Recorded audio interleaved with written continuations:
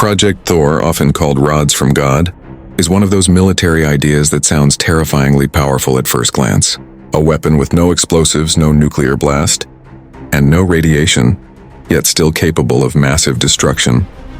The idea was simple. Drop a heavy metal rod from space and let gravity and speed do the damage. From a physics point of view, the concept made sense. Any object falling from orbit reaches extreme speed. When something that heavy hits the ground that fast, the energy released can be devastating. Military studies suggested that such a strike could equal several tons of TNT, without the political and environmental problems that come with nuclear weapons. Tungsten was chosen as the main material for this idea. It is extremely dense and can handle very high temperatures. A tungsten rod, roughly the size of a telephone pole, was expected to survive re-entry through the atmosphere and hit hardened targets like underground bunkers or missile silos. On paper, this gave Project Thor some clear advantages: global reach, very short reaction time, and no radioactive fallout. But when engineers and scientists looked closer, serious problems appeared. First, penetration was not as effective as early claims suggested. Research showed that at very high speeds, metal stops behaving like a solid.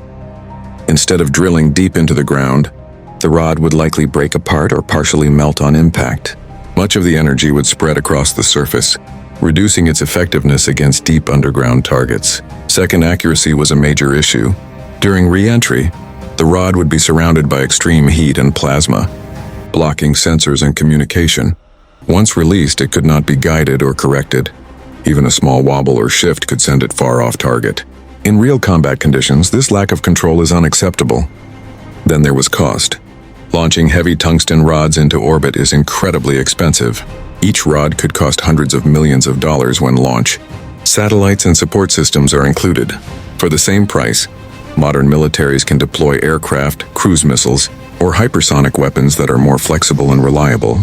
Finally, there were political and legal risks. While space treaties do not clearly ban such weapons, deploying them would almost certainly trigger global backlash and push other nations to weaponize space as well. In the end, Project Thor was not canceled because it was impossible. It was abandoned because it offered too little advantage for too much risk and cost. Today it remains a powerful idea, but also a reminder that not every frightening concept becomes a practical weapon.